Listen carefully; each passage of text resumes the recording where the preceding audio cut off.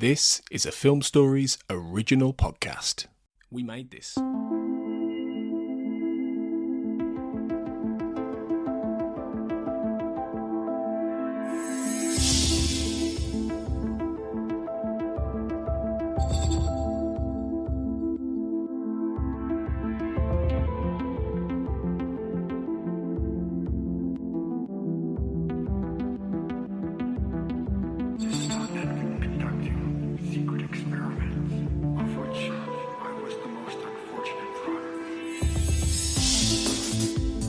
Hello everyone and welcome to the X-Cast. The truth is in here. My name is Kurt North and welcome along to our continuing coverage of Season 6 of the X-Files.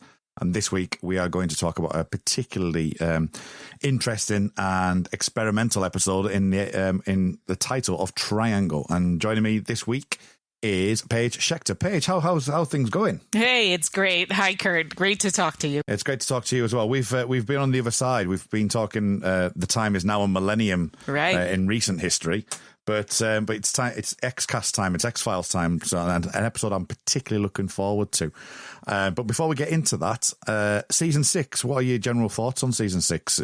Obviously, a lot of people call it X-Files Light. X-Files Light, yeah. But what do you make of the sixth season? It is lighter in both look and feel, I think. You know, with they're in California and everything's brighter and not so dark, and that's sort of followed over with the storylines as well. They're lighter and not so dark, and even when they're heavy, they sort of seem lighter, and there's a lot of stories that remind you of other things, like the one before Triangle is Drive, and that seemed very Speed-like, and then we have Triangle here, which has, you know, hitting you over the head with Thor's hammer with its influences, and but that's kind of how the beginning of Season 6 sort of got off, with all these light episodes. And I think it turns some people off, but I find it pretty enjoyable. I'm along for the ride. Yeah, I mean, I've mentioned this on a recording earlier in the season, but I think it's I really, really, really do like Season 6. I think it's different and it's different. And yes, it is lighter, and I'll be surprising some people, some of my reactions, I think, during the course of Season 6. But things like The Rain King, I really like that episode. And it's a kind of shippery episode, but I actually, really like it. So I might be softening in my later X-Files years. I don't know. I think there are episodes that I like that people don't take to as much. Like, I'm big on Aguamala. I think Aguamala is great fun. Yeah, I don't mind Aguamala, actually. I wouldn't say it's one I would put on instantly, but it's an episode I actually enjoy when I watch it, so that's all good. But this week we're talking about Season 6, Episode 3, which is Triangle. And as I said before, it's an interesting one. It was written and directed by Chris Carter. It was aired on the 22nd of November 1998.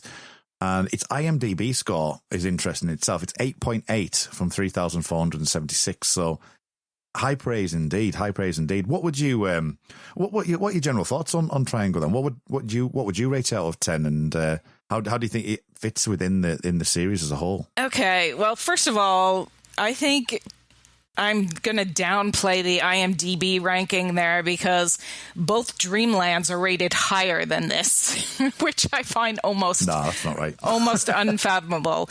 But I give this very, very high marks. It's my go-to rewatch episode. It's my sister's go-to rewatch episode. We love it. As a fan, it's a 10 for me. It's a rollicking ride. But being more objective, I'd say it's a 9. It's got a couple cosmetic flaws, but I don't have anything bad to say about it. At least I don't think I do, and we'll find out over the course of this discussion. Yeah, I mean, I as I'm probably famous for this now. I would never give anything out of 10. I mean, I think when we did Jose Chung's, it was 9.75. And obviously, when we went over the road to the time is now, and we talked about Doomsday Defense, that was a similar kind of thing. But it would definitely be in my top 5 episodes of the X-Files, if not probably top 3 or 4. and I would rate it. I would go for a 9 for definite. I think it's really good. You're right with it. Might necessarily be from a critical point of view a 9 or a 10 because the story is quite light, but then the part of the point is it's a bit dreamlike and it's a bit like the dreamscapey and dream logic and whatever. So which I quite like. And that probably draws me in because I'm a massive David Lynch fan for a start off. So that obviously draws me in.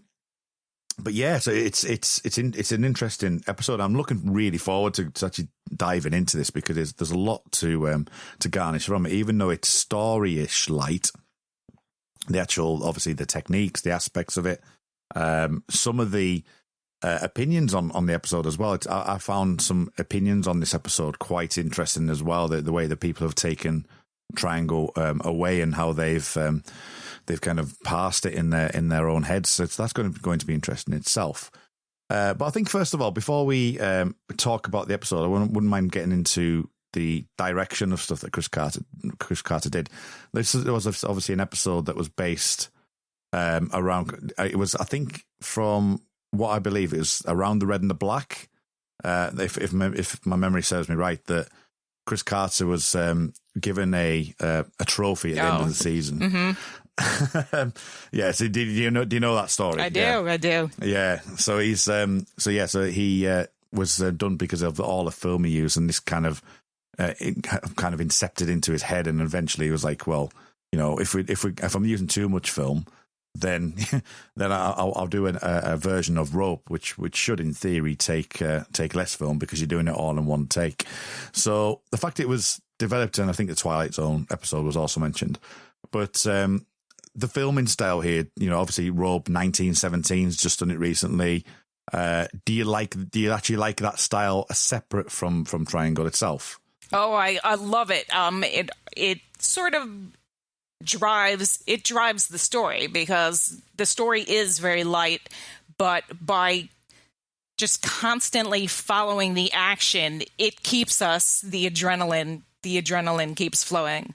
And I'm my favorite Alfred Hitchcock movie is Rope. So when I heard they were going to do this, I was excited before the show even started. Yeah. Well, let's talk about that then as well, because do you remember when this was coming out then and the media kind of circus that was around it? Well, obviously we're on different sides of the pond, but it was heavy over here. That I know some of the tabloid newspapers had it as front page news that the kiss is going to happen. It was in Sunday supplements. What was it like over there? Oh, they didn't know. They weren't talking about the kiss. They were talking about, the production of it and how they were doing the 10-minute takes and the construction of it. And I think they held that kiss back from us because I don't remember that part of it, but I do remember like Entertainment Weekly doing a big thing on it. And I remember a lot of media around this episode, but not the kiss. I'm wondering then, because it was released in America first and we wouldn't have got it for 6 months, that it would have been the fact that obviously the episode has aired, so they can actually make use of that potentially. Mm-hmm. But I do remember it was like, they're about to lock lips and things. I remember that being quite a strong kind of pull to try and get people in. And as I say, it was on the front. I remember it vividly on front of a particular tabloid over here that it had that actual scene of them when they're just about to kiss just before that. And obviously, if we relate it back to Fight the Future, when it becomes a kind of a recurring trope of Chris Carter to do it, but in alternative ways. Right. Because you've got obviously, the CPR kiss and the almost kiss and the bees and all that type of thing. But we won't talk about that too much. Also, as well, this was the first episode that was filmed in 2.35, I think, and it was shown on TV in 1.33. And Chris Carter obviously wanted that kind of film-esque stuff. So I think that having a widescreen format, especially coming off the back of the film, and they're wanting to, they always said it was a movie of the week, but making it widescreen and making a lot of the shows then widescreen, I think helped the show in actually thing. I think that potentially the fact that they did go to Hollywood, that you probably needed to do that next step of going widescreen. Do you think that's that having this widescreen aspect really helps this episode. It does. It does. It really works for it. And I don't know if I should give you my theory here or not, but when I was working on my rewatch blog for this episode, and I came up with this idea: what if Triangle had been the first feature movie and not Fight the Future? I think it would have brought so many people into the fold. I think so many people would have been intrigued, and there would have been an actual kiss instead of, the almost kiss and the CPR kiss, which I guess it's become known as. But I just think this episode has grandeur to it, and it has conspiracy elements to it. What it's missing are the aliens, so I can see why it wasn't the movie. But I think this would have made a really nice first film for the X-Files. Yeah, it would have been interesting. I mean, as you say, Rope has done it. 1917 obviously is way in its future, but 1917 worked really well from that as well. So it would have been interesting to see an X-File like that as a movie. So it's certainly one for people to think about and react to after this episode airs out. So that'd be really interesting. Yeah. The ship as well. I think X-Files have done this quite a lot over the seasons. They've got a train car. How do you fit a train car into the episode? They've got this Queen Mary ship, which they used obviously to play as the Queen Anne in this one. And I think there's been a lot of talk of Chris Carter trying to 1930s it up because it had been remodeled and refurbished and things, which in itself must have been quite a feat. And the fact they had to put scaffolding in for the rain and all that aspect as well. I mean, I think that having a canvas like that ship, again, it goes to that film element, that grandeur, that you're using something that's actually real, and they can make uses of it. And I think that they do a really good job of it. Definitely. I mean, there's something to be said about filming here, because the history enters into it, even if it's not expressly, laid out. This is the Queen Mary, an actual ocean liner that transported British troops in World War II. And then it became like this floating hotel and museum. And then the ghost stories started to, be heard, people considering it haunted, and they're doing paranormal tours on it and everything like that. And that feel enters into what we're seeing, even if it's not expressly being talked about. Yeah, no, I didn't know any of that. I didn't know it was. I knew it was a hotel. I didn't realize there was paranormal trips to it. I mean, I think that's become quite a thing with like old railway stations and stuff, isn't it? That you get these paranormal tours that people do. Right. Are you a believer? Are you a believer in that thing? Am I? Oh gosh. I'd say I'm a believer in paranormal. I'm not a Mulder. And I will be a Scully up until the point at which the Scully points don't make sense, don't explain it. And then you have to sort of open your mind and go, well, maybe there's something to this. Absolutely. And one of the final things, just from a technical point of view, and then we'll talk about the episode, is something I didn't realize at the time, and it was something that was brought to my attention when I've been researching to do this episode, that towards the back end of the episode, and it's just while I remember, because obviously we'll get there, but the split screen, and I want to talk about what actually happens within that split screen when we do talk through it later.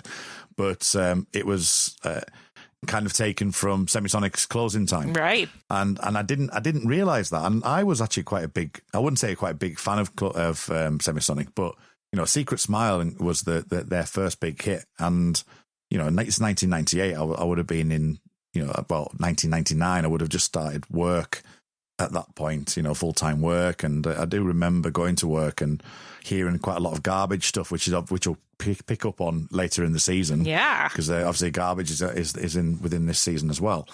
And, Semisonic were a band that I was well known to me. I just didn't put the two together. And I've watched the video recently and I was like, oh, yeah, that I can totally see where I got that from. Right. Well, Chris Carter's always been a sponge, and he's able to pick up these things like great and small, like the people moving through the split screen to the other half of the screen in closing time. And then there's more evidence of this in this episode, like the Schindler's List moment, which I'm sure we'll get to. And he is a sponge, and he incorporates all of that into his story. Personally, okay, my thing with Chris Carter and his comedy episodes, I think he took a long time to find his comedic voice for the show, the right timbre for him. I think he was trying too hard to emulate what Darren Morgan and Vince Gilligan were doing earlier on. Like the syzygy stuff and that kind of thing. Yeah. And even for me, Postmodern Prometheus also, I think he's trying too hard. But here, he finds it. And then a couple episodes later, with How the Ghost Stole Christmas, he builds on it. And I think he's finally found his comedic bottle voice, because he's always been able to do Mulder one-liners. But here is where he starts. Sixth season, he's putting it all together, and he's making really strong comedy episodes. For me, anyway. Yeah, no, I can see where you're coming from. I mean, it's not overt humor, is it? It's more free-flowing. And you're right with like How the Ghost Stole Christmas and this one as well. Some of the quips that Mulder has, and some of the quips that are against Mulder as well. And this will lead perfectly into the opening scenes. And I'm sure we'll find that out, and then we'll as we go through, I'm sure we'll pick up things as we go along that we may not have realised on the first or second or 50th watch. Until you literally have to analyse it, because I think you hit the nail on the head when it's like, this is an episode, because my partner, she never is not a massive X-Files fan. She's aware of it. She watches episodes with me. Mm-hmm. She has seen Home, and she will never forgive me for showing her Home.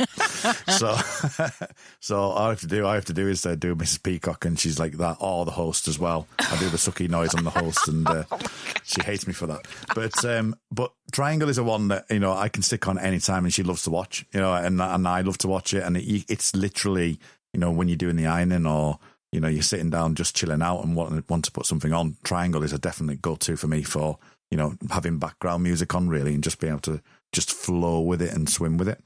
So literally swing with it, thanks to Mark Snow. Literally swing with it. So without further ado, let's talk, I guess, go into more depth. All right. Of deep waters of Triangle. Jumping in the deep end. We are jumping in the deep end.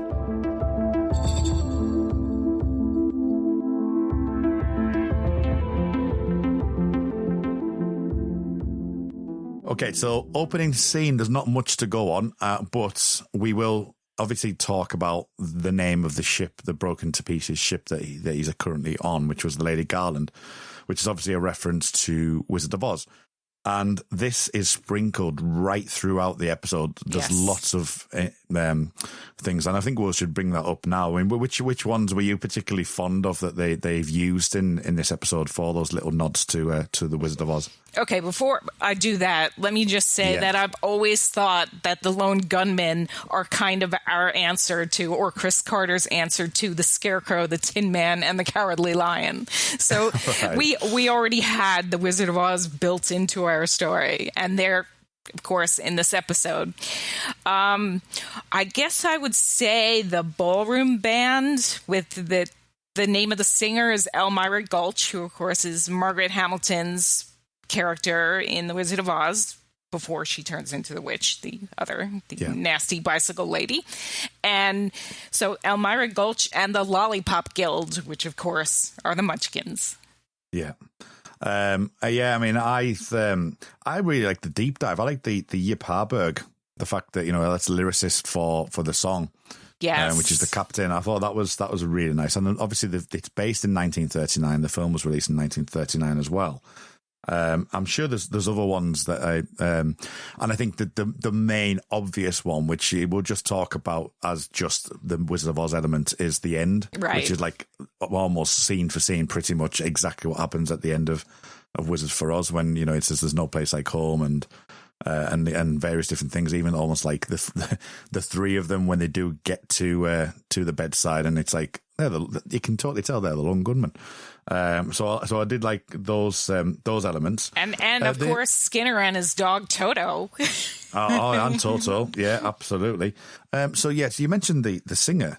Now, I wanted to research this or go back through my mind and remember where I saw this. I think it was Cathy G has got the one of the original scripts. And are you aware, or have I misremembered this, that the singer was meant to be Mimi Rogers? Oh, wow. Yeah. You know what? I'm not That's 100% something, sure, but it sounds very familiar, but yeah, I forgot about that. Yeah, which, I won't go into too much detail because people are just going to start rolling their eyes. But yeah, any chance to have Diana Foley in, and I'll be happy. So there was that as well, which I wanted just to bring up. But so the credits roll, X-Files comes on. We get the German version of The Truth Is Out There at the end of the credits as well. So we get the change there, and then we come back to the scene on the boat and the Germans lifting Mulder up, and this is the first kind of real aspect of this Steadicam kind of footage that they use. Steadicams can only hold 4 minutes of film, so the edits would have had to have been quite really well planned in advance, and this is only just the beginning part of it. But one of the aspects I really like about this one is the kind of we're going through the exposition piece of what year he's in. FBI don't exist. And the fact that they're saying my name's not Jerry, which I think is really funny, and also I don't know about you, but let me know about this. But every time they say is that a name, Mulder? Right. I always think they're going to say Fox. I always think they're going to say Fox. Is that a name Fox rather than is that a name Mulder? Oh. Yeah, I always say it feels like a juxtaposition for me. It's like. Is that a real name, Fox? And it's like, no, it's Mulder. So I think I always pick that up. So when we do get to the obviously Ypag Harburg's ship, and it gets taken down, there's obviously a few cuts in there. What do you make to the actual physicality of the edit and the cuts then? Because as much as it's groundbreaking and wonderful to see, it was 1998, so there was restrictions on what he could do, and then some of the cuts are a bit obvious if you're looking for them. They are quite easy to spot in some ways, but I don't think it takes any away from the enjoyment. But what did you make to the kind of the cut and the dark scenes that they use throughout the episode? Well, particularly at the beginning, I love how it requires you to be very focused on what you're watching and like, what are we looking at? You're really brought into it because you're like trying to discern what you're seeing on the screen. And first of all, mad props to Steadicam operator Dave Luckenbach, who did most of the Steadicam, because that is amazing work. Yeah. I love like in Rope, where it is obvious in places where the cuts are, but it never takes away from it. You just kind of feel like you've accomplished something. Oh, I know where that cut is. I saw it. Yeah. It makes you feel smarter for noticing where the cut is. It's pretty smooth though. It's not jarring to me in the least. That's interesting you to say that actually, because I don't think it's jarring either. But some of the not necessarily the critiques of it, but the fact that it is very kind of it's with the style of show and style of film or episode that it is that's almost makes it it's rewatchable for that point of view rather than anything that's happening within the story. Mm-hmm. And people would say that the critique is that you're looking for the technicalities of the episode, and people like the technicality of the episode more than the actual story itself. Would you balance that out? Do you think that is right, that potentially that some people might like it just purely for that reason? Because I'm one of those. I love technical stuff. I can totally see watching it for that reason. Is that why Rope is such a classic, or is it the story? And I think it's both there, and I think it's both here. Well, in both cases, for me, it's both. You know, it's like seeing this amazing presentation different from what we're used to, and at the same time progressing the story by using, because all of it is just moving our story forward. It's like none of it is done without reason. It all makes sense, you know, and it all brings something to the story. Yeah, absolutely. I do want to shout out to David Duchovny as well, because there's a lot of Chris Carter aspects to this episode, and something I only really picked up on when I was going through it today is when he's in the captain's yacht kind of thing. He has to say 2 degrees above the 30th parallel of the Saragossa Sea, just above the Tropic of Cancer, 64 degrees west by southwest of the Plagenant Bank, 60 miles southwest above Bermuda. And the fact that, you know, you're having to do that in that one take, and you know, that's a lot to remember and a lot to phonetically take aboard. And we're going to talk about another kind of thing that is phonetic later on when we come across a particular character. Right. So yeah, there is, again, that's a technical aspect. The fact that they have to learn the parts, they have to move in a particular way, they have to probably rehearse this time and time again to be ready for the actual filming of it, and to try and, you know, have it perfect. And, you know, I think one of the days they said that, I think on day 8, they only had 2 bits of film that was available at the 10 they filmed, because there was it just wasn't usable, because some of the aspects, some of the scenes just didn't fall right. If maybe an extra didn't go in a particular way, or things like that. But I do like the fact that there is that scene there where Duchovny has to rhyme that off. And then something that I find quite interesting in the next bit is the contemporary. There's 2 contemporary kind of mentioned within this, which obviously puts it in a very kind of Pacific time bottle, and that would be obviously the White House gag and the Spice Girls gag. So that's not something that we see in the X-Files a lot, really, but there's 2 elements in this one which obviously dates it to particularly 1998, and he physically does say 1998 in the episode as well. So it is interesting. And is that kind of the sort of thing that you're talking about with Chris Carter and finding his way? Because it is a contemporary comment, really. No, wasn't really what I was thinking of, but yeah, there's a definite, again, it does go back to what I was saying about Chris Carter, the sponge. Okay. So in 1998, he is soaking in news reports about what's going at the White House. And that filters. Everyone was doing that. Yeah. And that filters into his story, because it just runs right through him. And the same thing from the Spice Girls. The Spice Girls were everywhere then. Everybody knew the Spice Girls of the Spice Girls. Even if you weren't actively buying Spice Girls albums, you knew who the Spice Girls were. And again, it's just, he's a filter, you know, everything that goes in comes out in the X-Files. Yeah. And the thing about Spice Girls as well is that Wannabe is the beginning part is a one take scene in the video as well. Oh yes. So there's a nice little mirror into that as well. So there's that connection, which I think is purposely done. Yep. So that was nice to see that. We get the fighting of Spender, and then he realizes this is the first reveal of someone who's in the universe that is in 1939. It's almost incomprehensible. How do you think that plays out? Again, it's you're really actively having to look at it to see what's going on until he says Spender. I'm not sure the first time I was watching it, I was entirely sure what was going on there, that it was Spender until he says Spender. And, you know. No, now, I definitely didn't. Now, of course, I know. Yeah. But it's disorienting and it's fun, you know, what's he doing there? That's when you knew it was going to be a great episode. I wanted to pick out something that if we recorded this 8 to 10 months ago, I wouldn't have batted an eyelid with it.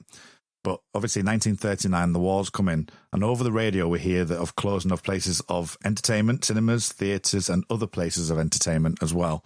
and that had a bit of resonance with us recording here in a pandemic. Amount of the fact that it's saying about cinemas closing and theatres and places of entertainment not being able to do it, and it's kind of really kind of prescient to what we're in. But that's just a throwaway comment there. I do have one question for the next scene though, because obviously we move into the Jeepers Creepers and the band, like we've said. And I know you'll particularly like this question. Okay, so this question is, where's Krychek? Oh my God, I know. Where is Krychek? I know, if we're talking about like Fally is supposed to be in there, and I could totally, now the more I'm thinking about it, who would have been more perfect? I mean, even more perfect than Kirsch's assistant being on the stage would have been Fally. Where is Krychek? I need Krychek. Yeah. And it dawned on me when we see Cigarette Smoking Man appear as well, and there's a henchman that's next to him. It's just like an extra. It's not anyone in particular, I don't think, anyway. And it was like, wouldn't it be great if that was just Krychek? You know, because it would make sense that he's around or in some way, a bit like what Skinner is. He's on the periphery of the Nazi side of things, but maybe like a go-between, or even the British guy, or when they're in the decks as well, that it could be, you know, one of the spies kind of thing. That would have been quite nice to include him in. It would have been perfect for him to be the spy guy who Mulder tells the information and then the information gets relayed. That sounds like a Krychek-y thing to do. So maybe Chris wanted Nick Lee for this and Nick just wasn't available because it seems perfect. Yeah, I don't think it would have worked with him. I think what I would have liked to have maybe seen, there's a couple, well, this is us fan fiction, and I think a little bit, is potentially either Cigarette Smoking Man's henchman, which now thinking about it probably doesn't quite suit. Being the English-German spy, when he goes to the door and he opens the door, that the person behind the door could have been Krychek. You know, when, you know, like he's telling what the Thor's hammer is. Mm-hmm. And instead of like not seeing the person, that you would have seen that person behind that door, and that would have been Krychek. That would have been nice, I think. That's not a bad idea either. Yeah. So we meet Cigarette Smoking Man in his Nazi uniform, and obviously Skinner as well.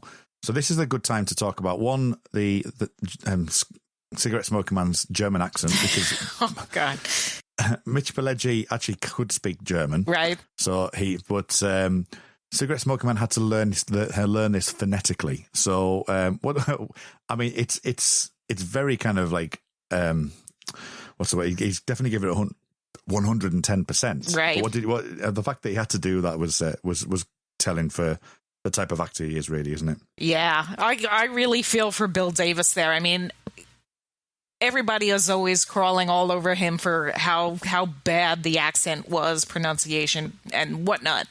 I think it does two things. I think, first of all, that he did an amazing job having to fill that role within the environment of these long, long cuts and having to do this language that he is not familiar with. But here's something to think about. This is kind of Mulder's envisioning of things, right? And we'll get more into that later. Yeah, in a minute. in a minute. Okay, good. Maybe, you know, the way Mulder thinks is so big and broad and not always 100% on target. So maybe the fact that Cigarette Smoking Man's accent isn't entirely right, that his words aren't entirely perfectly formed, it works for what's going on. That's my theory. Okay. Yeah, so that minute has come. No. The reason why I've come to this point, we're going to go to the Scully and the FBI scene at this point, and I think it must have been during the X-Cast quarantine rewatch when they were asking for people for opinions, and in our X-Cast group, video chat group that we have backstage, a discussion came about, and it became apparent to me that I was an outlier in my understanding of this episode. And I know that we've talked off air a few weeks, maybe even a couple of months back about this, and said, because we knew we were recording this one. And their perception, and it'd be interesting to see what other people's perception of the Scully and the FBI scene is, that all happened in my eyes, that didn't happen. It's still part of Mulder's dream. And we'll get into that as we come into the episode. But there's multiple ways of taking this episode. I've also heard that people think that that Mulder went back in time properly and actually did go back in time. It was kind of some weird, quantum mechanical thing. This is why the characters were there. And there's some people that obviously think that the Scully thing wasn't real and it was a dream. It was part of Mulder's dream. So I've already kind of alluded to the fact that I think you are on my side of the fence with the fact that Scully is not actually Scully. It's Mulder's version of Scully. But what do you make of the multiple takes that people have kind of come across? And it seemed really interesting to see how different people have taken it different ways. I really love, first of all, that everybody is seeing it in some different way, that we're not all seeing it the same, which again is more of the beauty of this episode. I think there's no doubt that this is in Mulder's head. Scully is running around the FBI. She is threatening people. She is kissing her boss. She is doing things that Dana Scully would not ordinarily do. She's doing this very fancified Mulder idealistic version of what he thinks Dana Scully is doing at the FBI. Plus, the lone gunman just waltzing on it. Are they just allowed to waltz right into the FBI offices? Yeah. And to me, it sounds like it's got, because I was going to talk about this, but it's perfect time, that the lone gunman's cadence is very Mulder cadence, and it almost feels like it's a Mulder talking to Scully with the projector on. It feels like that to me. It feels like it's Mulder telling us stuff. Right, and it goes back to what you were just saying before about David having to do the scene of where he is in the Bermuda Triangle. They have to deliver this very heavy dialogues, very specific with swath imaging, and it does sound a lot like the way Mulder would speak. Yeah. Absolutely. And also, as well, as you say, that swath, the imaging, which is basically just a piece of paper with some numbers on it. So it's just an excuse to have Scully run around the FBI. But I do agree, and I do accept that this is probably the best part of the episode. I think it's the best filmed. But there's also, I've seen, obviously, there's been reviews of this episode over multiple frames and whatever. But one particular one, unfortunately, I'm sorry for the person who wrote this, but I can't remember exactly where this was now. But was saying that I think that the Scully scenes work. It's because you're in a building that you're used to seeing week in, week out. Or at least, within a couple of episodes, you're going to see the FBI building. Whereas the ship is something that we'll see as a one-off. And the fact that you're seeing her going round the FBI building has that kind of familiarity with you, and you feel at home in there. Mm-hmm. And I do think that is probably one of the reasons why I feel it's the better part. It's the better part of the episode from a technical standpoint, but also kind of the way that she's running around. Well, I think first of all, it's able to be better lit, and that's by design. It's by design that the ship is dark and the FBI office is filled with light. And she's running around these offices that we know, running into people that we know. There's a lot of validity in that, I think. You know what's really interesting that struck me? This is the third episode in season 6. They've just moved from Vancouver to Los Angeles, pretty much. And early in the tenure, with all these new people that they have on the crew, Chris Carter throws this at him. It's like, it's an indoctrination. Like, what can you do here? You're going to be moving sets around. Jillian's going to be in the elevator. You're going to be changing props and moving furniture. I mean, he really indoctrinated them quickly with this episode. Yeah, it's like a rite of passage, isn't it? Yeah. Welcome to the X-Files. This is what we do. And I do like that. There's a couple of things in the lift or elevator, depending on how you want to phrase it. But I just wanted to talk about Skinner in this scene as well, because obviously she goes to see Skinner. And there was another debate that we've had recently on the video chats that I am on. And it was about the fact that the way that Skinner's acting. Now, it's similar to what you were saying about the fact that we're seeing it through the lens of Mulder. But there's also this background kind of information of, he's saying his hands are tied. he is saying that you can't do it. He's not the direct superior anymore. So and we're early, as you say, we're early in season 6. So it's like reinforcing that Skinner isn't your boss anymore, and it's doing that as well. So it's doing a couple of bits here. But it's also the fact that, she's going in blasé about that and having no conception of the fact it's, it might be bugged, the area might be bugged, and that Skinner's trying to go, not in here kind of thing. And I can see that being through the Mulder prism that, that's what she thinks Scully's going to go to Skinner because that's the way that he's thinking. And that the Mulder paranoia side of things with Skinner is right, because you don't know what mindset that the syndicate are in and what they could be doing around that within his office. So then obviously she's wandering around the various different areas, and she needs the information that she's needing from the Office of Naval Intelligence, she says. And there's the two bits with the save your own ass kind of thing.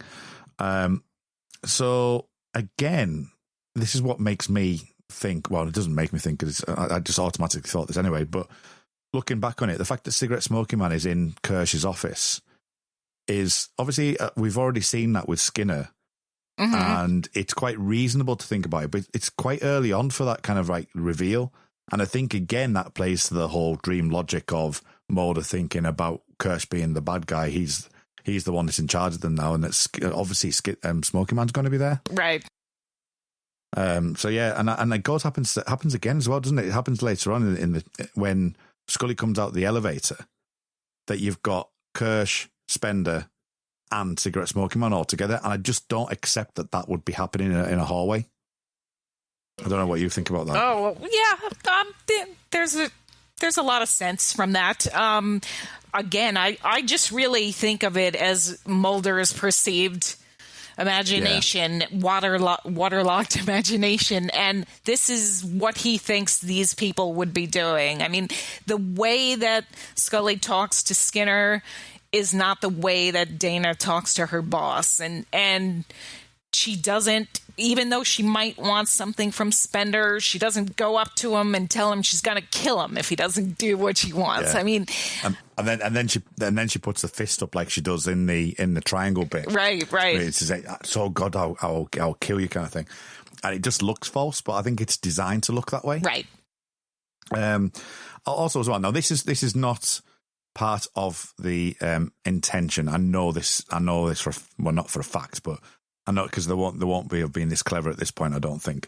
But you've got Cigarette Smoking Man phoning downstairs to the basement, asking about Scully handing that piece of paper over, and he asks for Spender. Now, what we later learn, you would think that he would be a bit more informal with what he thinks is Foley because of their connection together. It's not. So, and I know that wasn't intentional, but I think that works quite well, and it reinforces my argument that this was a dream, because it's what Mulder doesn't know that. Yep, it does. It does. It backs that up. It backs that up, and I don't care what anyone says. Well, they didn't write that yet. I don't care. That's the way I'm going. It's got Foley mentioned, so we're all right. Yeah. So that, as I say, that whole bit with Spender and Scully, it's kind of acted in a way for me where, as you say, it's enforcing that idea.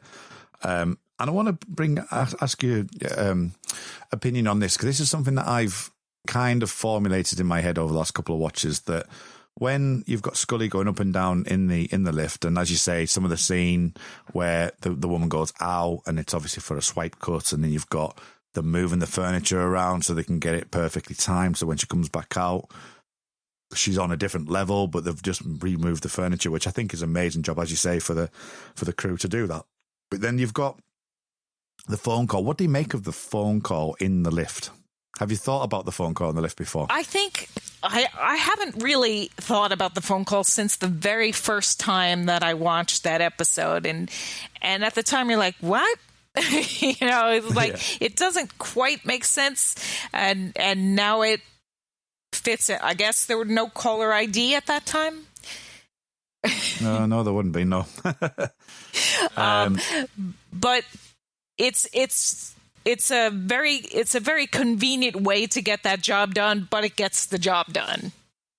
Okay, so I'm going to proposition something here that what generally happens in dreams when you're sleeping is that outside influences affect dream. Mm-hmm. Mm-hmm. And I'm thinking that may be a radio call or something actually on the ship that Mulder's actually floating around nearby. Wow. Of the rescue people coming. Yes. Okay.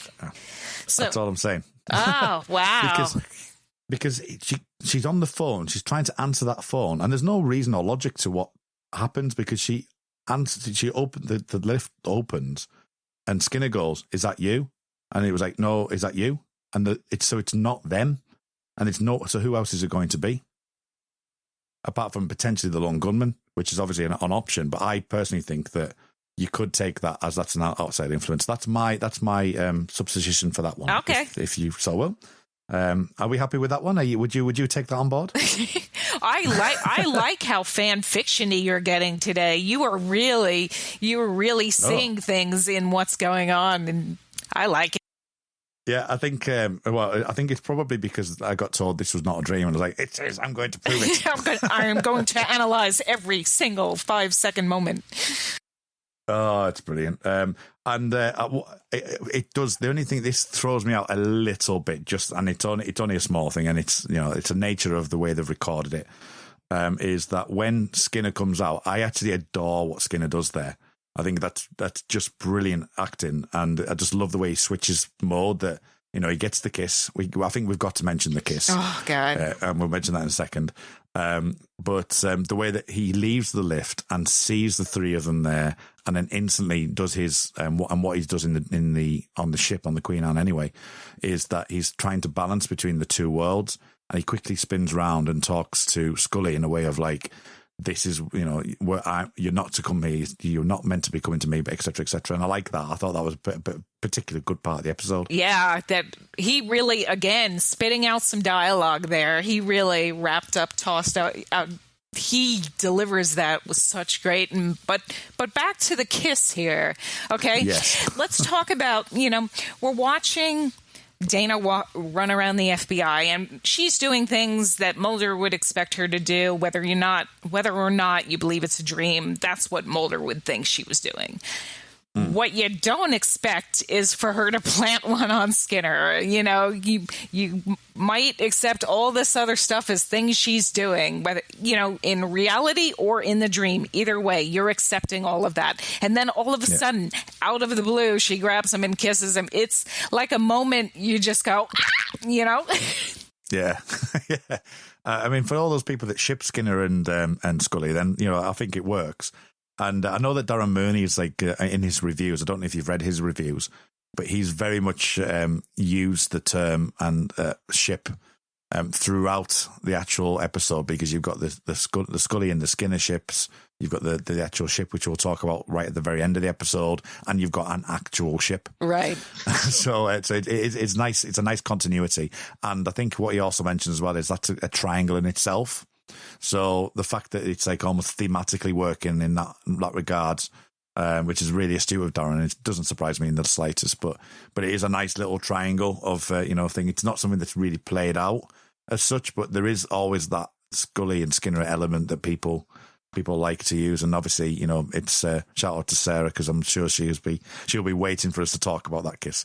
So there you go, Sarah. That's all you're going to get, though. Well, it's one of my favorite moments in the episode, and it's because it was so totally unexpected.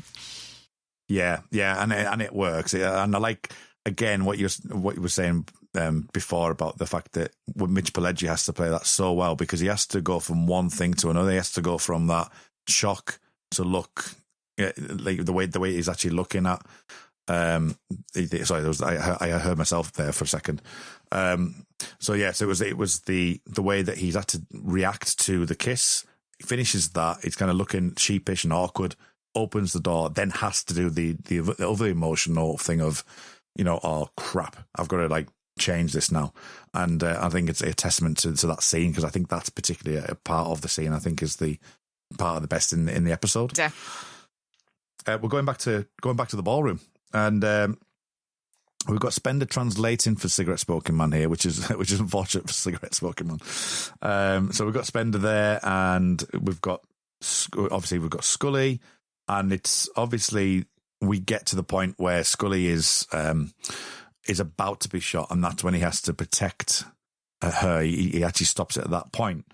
What do you make to this bit? Because there's the killings that happen. There's the impossible position that Mulder's in. Mm-hmm. From a storytelling point of view, what do you make to this bit? Because it's a really delicate situation that he's in here.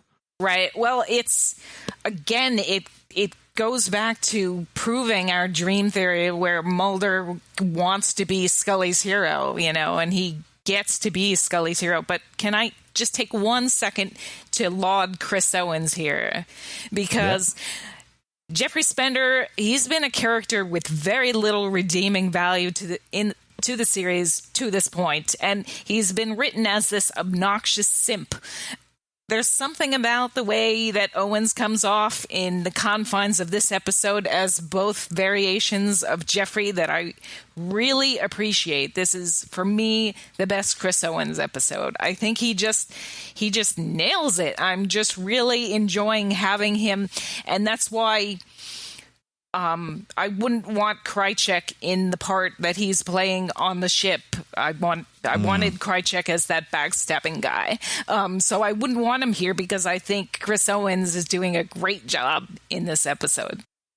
Yeah, I would agree with that. I think there's elements when he's first introduced, and I think I talked about this with Darren back in the day, where you do feel that his introduction and Mulder's empathy for him at some points, and the fact that he's kind of got it the wrong way around, and it's actually, it's Scully the one that he's needing to really be mad at, because Mulder's actually trying his best to actually help him at points and be empathetic towards him, and that's a Mulder trait. And I do like that. And then, but as you say, when he becomes the spoiled little bratty type, it's fine. I don't have a major problem with it. But you're right. I think this stretches him, and obviously he's appeared in many other variations of Chris Owen, the actor, right, in various different episodes, hasn't he? But as Spender, yeah, I think. Yeah. Well, I think Spender could have been a better antagonist to the proceedings than he ever was, and I think it's one of the reasons why he kind of goes off the canvas later in the season, but don't want to do that right now. So, no, I would agree. I think with a bit more better writing, more drafting on him, I think he could have been a more substantial character than what he actually turns out to be. In 2001's Son, for example, which I know it's later in the season, is kind of like sort of would have nice to have seen more of him before that all that kind of kicks off, really. Yeah. Because he's interesting here, and he is somebody I would be willing to have. Up till now, it's been like, come on, we're all in Mulder's corner, and no one is in your corner. We want our antagonists, like Cigarette Smoking Man, like Krycek, to pull us a little, so they're worthy of battling our heroes. Yeah, and as you say, it just doesn't quite come across that way. Also within this, there's a couple of things here that I wanted to bring up. You mentioned Fight the Future earlier. And what I find intercut with this is when Scully's looking up with the lone gunman at the ship, and the three I told you with this analyst thing, I quite like it. The lone gunmen are looking up at the ship, and then she says, "I don't believe it." And then the lone gunman says, "Seeing is believing." Mm-hmm. And if that's not a homage to the fact that there was a massive Antarctic UFO that flew off and she didn't see it, or did she see it? Because there's a huge debate about that as well now. Yeah. Because obviously in the captions it says, some people say it says, "Well, I see it." It does say that. I think I started that debate. I think I was the first person to see it.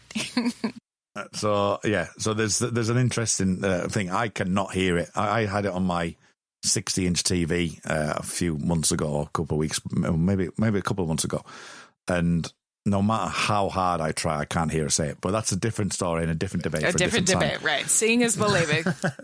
But seeing is believing, and I do like that, and I think again going back to that whole Mulder dream aspect that she's saying, I don't believe it, and saying seeing is believing, as in like, you've seen the ship in the UFO.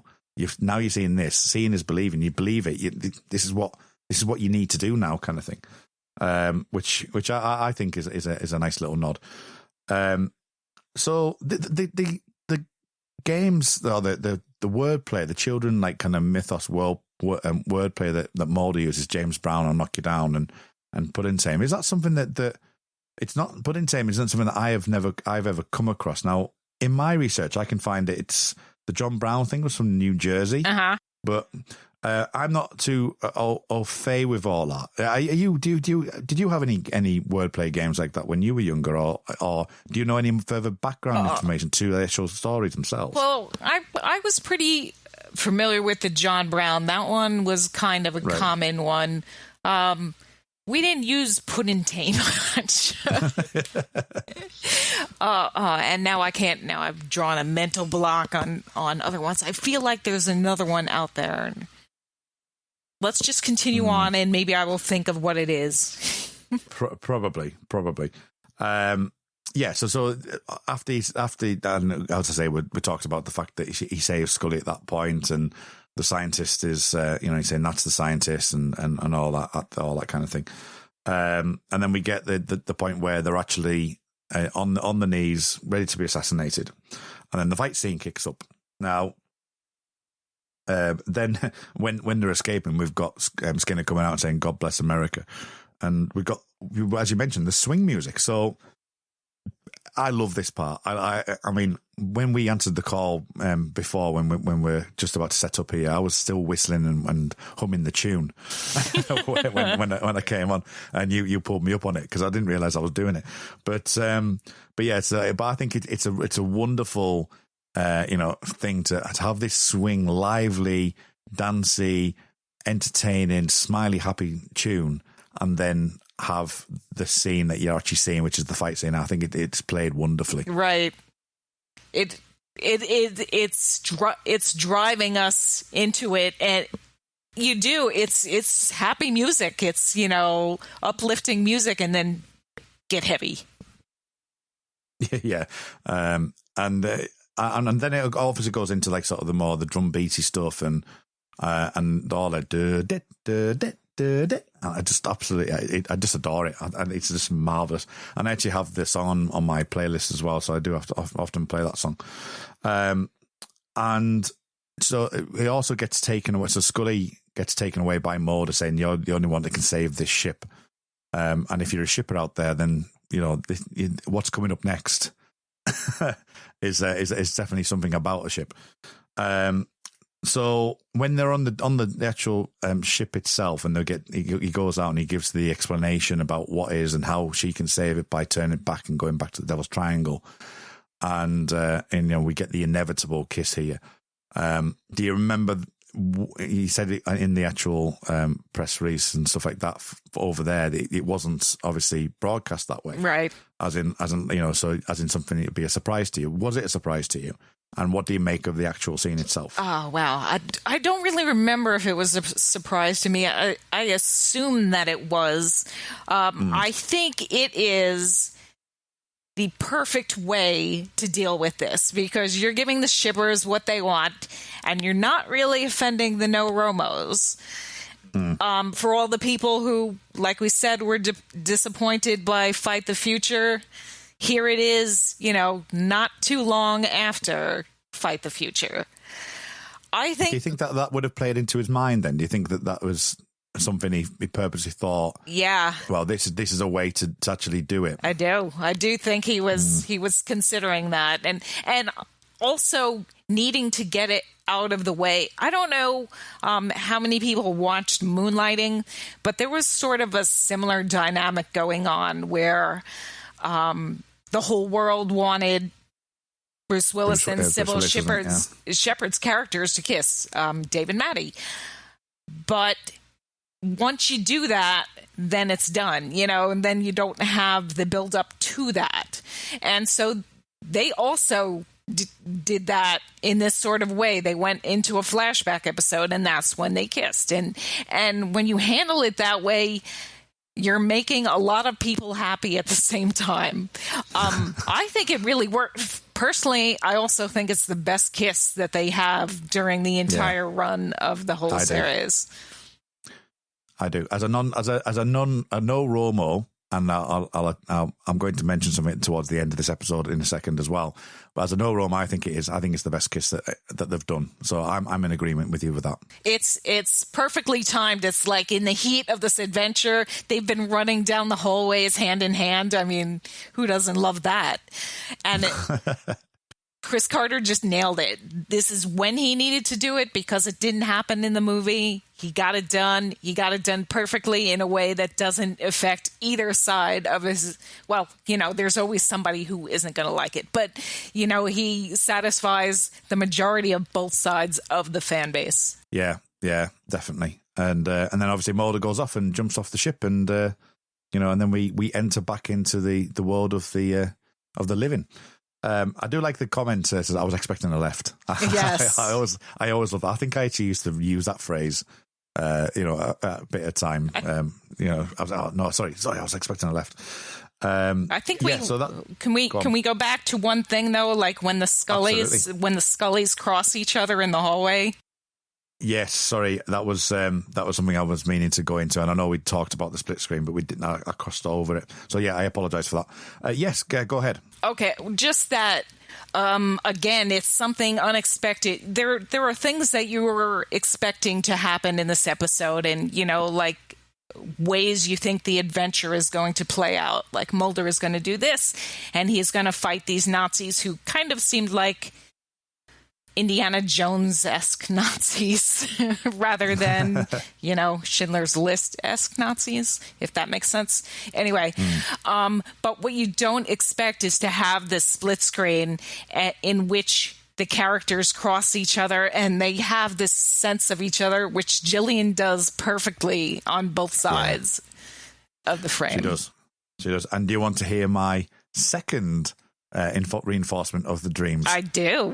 Okay, so I think this is me as we go through it.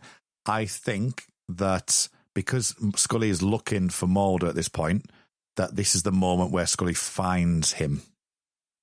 Oh. In the real world, that Scully finds him at this point, and that's why the 1939 Scully recognises that there's something not quite right there because of the crossover of the two. So it's Mulder's brain kicking in because it's like, oh, and there's two of them. Because he's seen it within his dream, he's seen Scully, but also the fact that, that there's like an outside influence having an effect on it as well. Wow. Yeah. I thought about this, Paige. I like your mindset today. It's either I've been watching too much David Lynch, or it's or I'm just adamant this is going to be a dream. So when we do get to the end, I like the little comment of Gilligan's. Gilligan's awake, which I thought was amazing. And as I mentioned, it is literally. I know it's different, but it's played out like the end of The Wizard of Oz, and this is the shocker. This is my best shipper moment. This is when I become a shipper.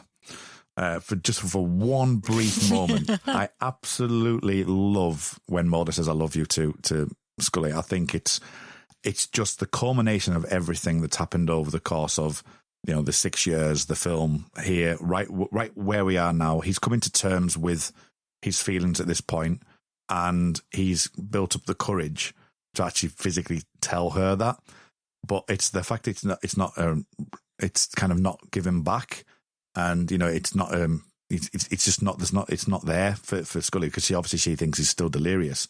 But the fact that he means it so much and it has an effect from a point of view of me, from seeing it through Mulder's eyes, it's like that is the absolute perfect time for that to happen, and it gets me every time. I love it. I absolutely love that scene, and I think that the way I would say that I'm not a shipper. And, a lot of people say they're like an agnostic. I just don't want... I'm quite happy to accept where they are. I'm not a big fan of it being on screen. Absolutely. So that's where I kind of stand with it. So, but something like that is earned, it's felt, and it's perfect. And like you say with the kiss, that's the best kiss in my eyes. I think the whole episode is like almost like Mulder coming to terms with where he is after what's happened with the film and after what's happened, during the course of the last 6 years. And I think that just is the perfect end point of that journey. Right. Well, I think it's a fabulous line too, but I think it's then topped by Scully saying, "Oh, brother," because you have all this emotion welling up, and then, "Oh, brother," just the throwaway line. But I want to back up your dream analysis here. I know what you're going to say, because we've had discussions about this as well. But yeah, go on, carry on. There is a very simple way of resolving if this is a dream or not, and it's right in the script. Scully says the Queen Anne was nothing more than a ghost ship. That means she wasn't on it. She wasn't wandering down corridors and through the ballroom with a lone gunman. It was all in his mind, his very vivid, very entertaining mind.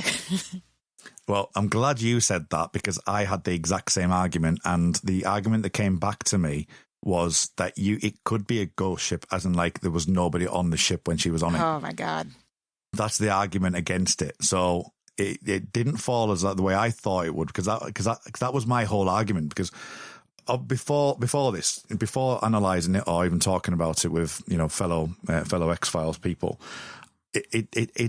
this conversation never came up. I've never had this conversation with anyone, and it was like, right, okay. And when they started to say the Scully thing was real, I was like, no, it's not, because she says it's a ghost ship at the end.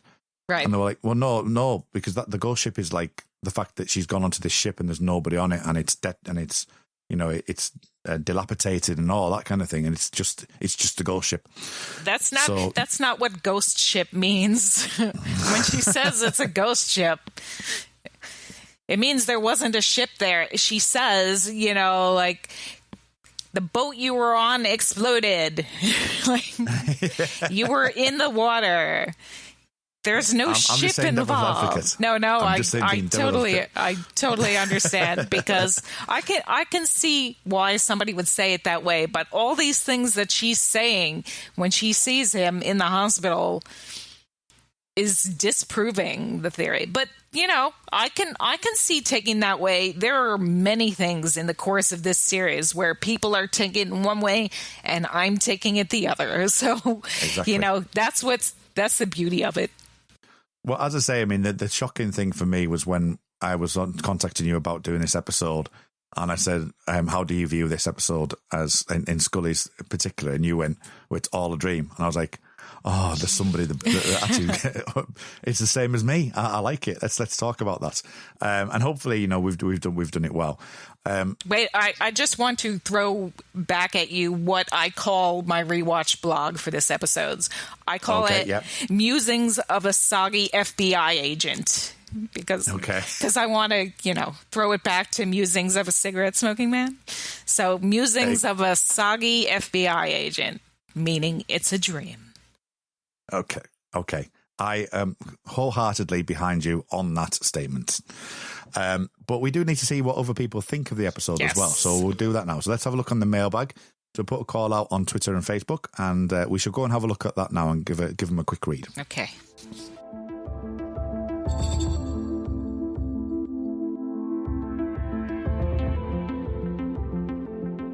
Yeah, so we're in the mailbag now. So thank you, everyone, as always, for joining the conversation. And on the Facebook group first, before we move to Twitter. So we've got Adam Silva. He says that, man, I love this one. Exciting energy throughout. Brilliant direction. Great dual performances from the cast. Driving music, etc. And it's one of the last real classics to me. Would you consider it a last real classic? Is anything beyond this that you would say it's... would be more of a classic? Well, I have a real affinity for a couple of the season 9 episodes, and I do like the resolution of the Samantha arc, but this is sort of like, this is a mammoth moment. It was for Chris Carter, and it is for the series, and I can totally buy this viewpoint. Yeah, I mean, one of the things, I think it was on Darren's blog, was that Chris Carter didn't get an Emmy for this.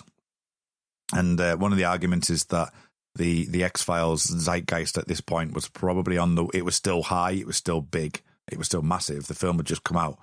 but it was on the wane, and probably the reason why he got a nomination for sound editing, I think, but not for direction. And I think that's probably, I don't know what was around it and what won that year, but it feels like he's probably right in his assertion that it wasn't, X-Files was kind of like, it's on its 6th year, it's on its way down now, and the people like voting for it just wasn't quite there for him. And I think that's a real shame, because I think this is just an outstanding piece of work from him. I definitely agree. I think the show got jobbed. Yeah, it did. Cy James says, I absolutely adore this episode. It is bonkers throughout, with regular cast members in different roles. The whole cast are wonderful. The music and dialogue is excellent. The end scene being reminiscent of The Wizard of Oz is genius. Marvellous. So that's something that we've already talked about. Christian Ponce, I learned to appreciate this episode. When I was a boy, I hated it. The second act, Scully at the FBI, seems to be a total and absolute work of art. So I think, again, goes to testament that Scully FBI scene seemed to be the one. We didn't mention the slip, actually. Right. When she comes out the FBI agent, doesn't she? She comes out the X-Files basement, and she slips a little bit. And the fact that it is like a one-track shot, I actually like it still in. I like the fact they kept that in. I do too. Sue Strauss simply says, love it. Michael Little simply says, great spectacle, love it. Natalie Tiss says, for the 5 questions of our X, my favourite scene is when Scully's running up and down the office, begging, kissing and barking orders. Gillian has a great energy here. Scully must be really annoyed with his Mulder ditch. He probably has no idea how worried she was. Well, Natalie, I'm sorry to say, it was a dream. but it is true. Gillian has so much energy in this that she is just, oh God, it makes you happy to be alive. I mean, don't you feel like you're sort of running around with her up until I love it, and how it, until she gets into the lone gunman's car and there's Spender running behind. I mean, it's all so perfectly put together. And then we can all take a breath at the commercial, or what used to be the commercial.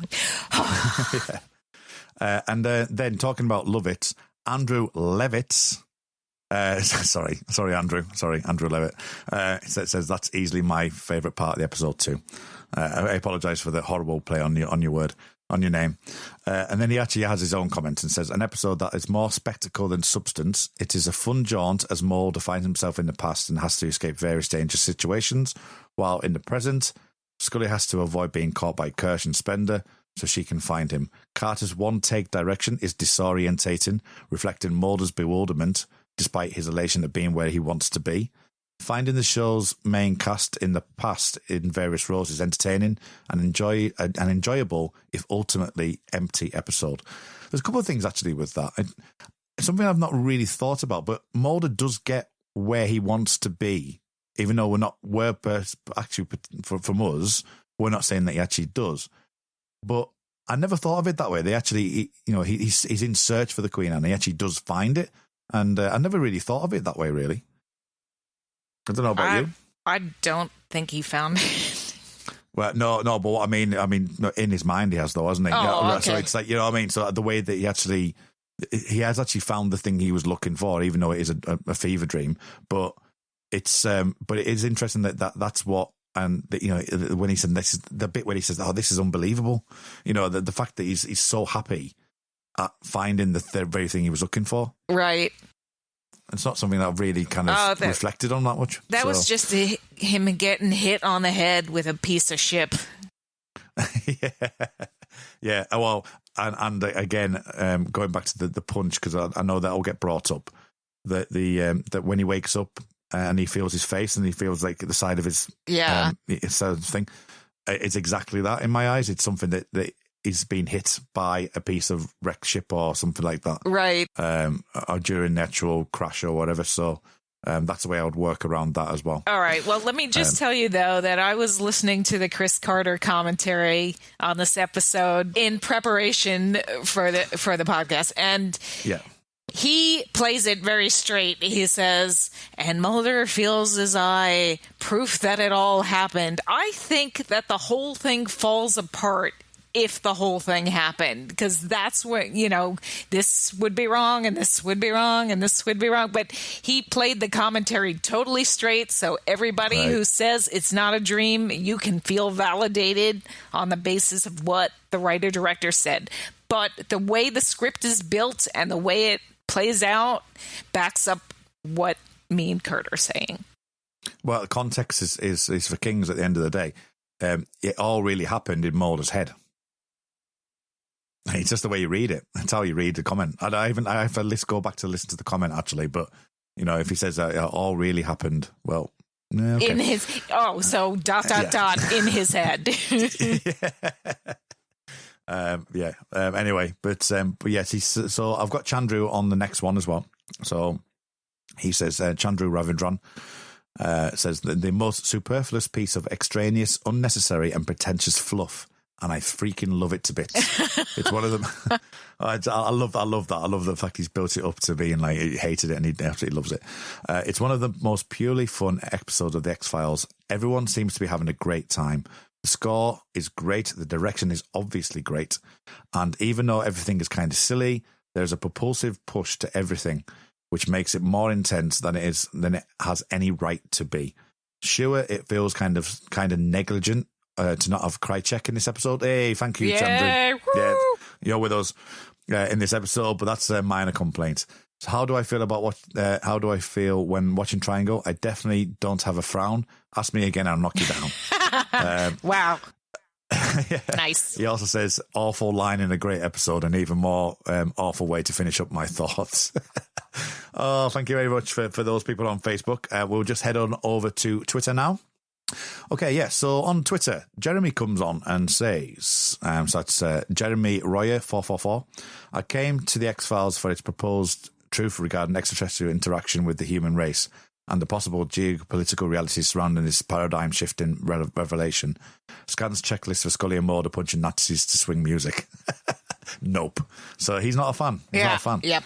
I think it's valid. It speaks to what some fans really were feeling at this time. It wasn't what they signed up for. And even though Triangle is one of the more highly rated episodes, these ratings, they were like starting to drop. And I think it might have had a lot to do with the airiness of this kind of episode. And while I personally love the swing music and it's my second favorite Mark Snow score, I can see why some of the fan base were going the other way. This is not about conspiracy and aliens and, things with chips and necks and whatnot. This is totally different. And either you were able to come along on how it was progressing or you weren't. And I understand that. Yeah, no, I would agree. I mean, what Jeremy says there, every single word I actually agree with. I came to the X-Files for regarding extraterrestrial interactions, human race, the geopolitical realities. I came for, the conflict of truth and what's been hidden and all that. I absolutely adore the mythology. And it takes a long time for me to get to a point where it jumped the shark for me. And the jump the shark moment, I think some people will remember for this, from my point of view, is the spinning vertebrae.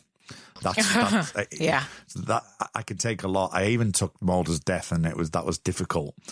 But it was like that point was like, no, it's gone too far. I don't like that. I actually love the episodes, but that bit is like that is where I clock out. It's like, no, that doesn't happen. But I'm along for the ride. I actually enjoy the majority of the show, and if they want to give me a ranking, if they want to give me a triangle, I'm more than happy to take it. If they want to give me a Two Fathers One Son, absolutely, I'm all on board for that.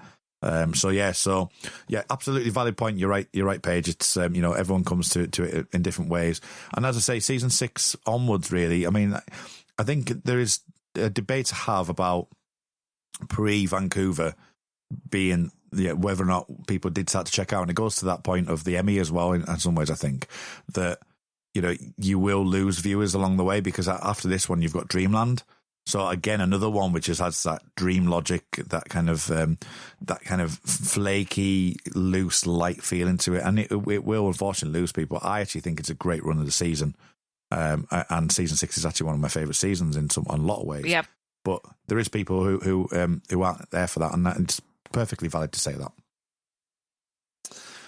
Right, Oscar Groucho. He comes on and says the elasticity of the format was being tested, taken in context of the contemporaneous success of Buffy season 6 run of dramedy. Shouldn't be a surprise. Triangle succeeds because it blends Hitchcockian rope tropes with I know I can't. I'm trying. Rope tropes with genuine character development. I don't believe I managed to get contemporaneous success of Buffy and couldn't say Hitchcockian. Never mind. Tropes with genuine character development. A new beginning indeed. So, what do you think to that? The fact that you're looking at the TV landscape at that point. Then what? Still laughing. Landscape. I think it really was still able to, this is a formula in which you're able to go in many directions. It just seems like we're going in a certain direction all at once. And it takes away from some of the, we lose a lot of the Vancouver flavor here in LA. And if that was your primary love for the show came from that, then I can really see it weighing heavily on you. I think the formula can go in so many different ways, not just with the drama and comedy, but also with the people involved, as long as they aren't carbon copy agents of people we've had before.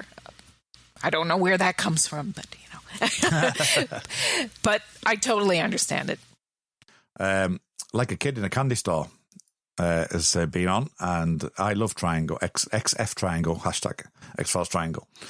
Blending time, space, and realities. That's my kind of show. I'm highly entertained, and the first time I watch it, it kept me totally engrossed.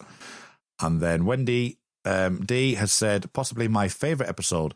I was in college, and I added and had added film studies as a major, and I was completely geeking out that the show had been in 16:9 with all the cross-cutting. Student me thought it was so clever. I still do. And that was it. That's the final comment. Have you got any final thoughts then, Paige, before we call it a day?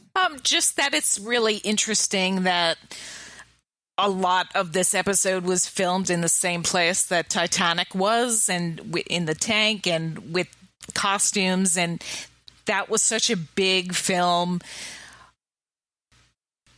that also we're getting the flavor from that. We get flavor for this episode from a lot of different places. We get it from the Steadicam, and we get it from the setting and the music and the costumes and the writing. And that's why I think it works. It's just this great package that when you put it all together, this is one of the times when it really, really worked. Excellent stuff. Yeah. It's a wonderful episode. I'm so glad that I was able to talk about it and give my opinions on stuff. I think it would have been a completely different episode had I not had previous discussions on it. and also, obviously, it's been a pleasure to speak to you again, Paige, on a glorious episode. So, if people are wanting some more from you, you mentioned your blog earlier on. You mentioned your Siblings Cinema stuff, right? Your rewatch program. So, where can people find that, and what are you up to right at this moment in time? Okay, well, our rewatch blog, Sibling Cinema, is on Blogger. We are in season 8, so we've gotten pretty far. It's taken us a few years. We can be found on Facebook, Twitter, Instagram, Tumblr, and Pinterest. And I'm also on Twitter as X-Pay, P-A-I. Excellent stuff. And you can find me on the sister show, The Time Is Now. And you can find that on Twitter at The Time Is Now Pod, and that's the show Millennium. Obviously, we've got the episode Millennium coming next season. So that'll be interesting to see the two worlds collide at that point. Yeah. You can also find me on the Shipwrecked and Comatose a podcast, which is a Red Dwarf podcast, and you can find that at Red Dwarf Pod. And also, whenever Sir Patrick Stewart starts to get back involved in Star Trek Picard, we'll be looking at Make It So, which is obviously a Star Trek Picard podcast. So I'm on that with Luke Winch now. I was with Tony before that, and Luke has come onto the show. So we are currently at the moment, at time of recording, going through season 1 of Discovery, awaiting season 3. So season 3 will be out now. But we are Starfleet are looking after the show from there. But we'll be back in the new year for that with episodes covering Star Trek Picard and looking at various aspects of the show. So those are the best places to find me. And obviously, if you want to find me personally to have it all amalgamated together, the best place to find me is on Twitter, which is at @rmuldrake. That's RMULDRAKE. So thank you, Paige, again. Thank you for coming on. Thank you. Great show, as usual. And to quote the deep bowels of the ship, it's time for us to part. So until next time, trust no one, man. Elsewhere on We Made This. Cerebral Jukebox. Yeah, because we were talking about this. We've talked about the different covers there are. Now, you yourself, I thought I'd found a nice little sort of hidden gem here, because you yourself were in a band called Bleeder, or still are in a band called Bleeder. Yeah. And when I was looking on Spotify just for different covers of the song, I noticed there is a cover of this by a band called Bleeder. And I was like, oh, brilliant. This is what Niall's not told me, is that he's actually done a cover of it that got released. Shipwrecked and Comatose, a Red Dwarf podcast. Maybe I'm not coming at it from an educated point of view, because, not only am I a man, I'm gay. I don't deal with pregnancy. Are you? And have you ever told us that before? I was trying to make a serious point. Hey, we love you, you know that. Yeah. But yeah, you have got a good point, Colin. This is a bit of a sausage fest episode. Maybe we should have got a lady involved.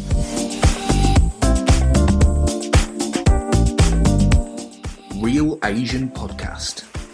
So I really do feel that there's this, and whether it's an invisible weight on our shoulders to be able to be like this ideal child, or just being able to not drag the family name down for whatever reason, even if it's self-imposed, even if it's just completely made up in your mind. Right, like Brian, you were just saying about your friend who said they felt like they couldn't come out to you. Check out all of these shows and more on the We Made This podcast network.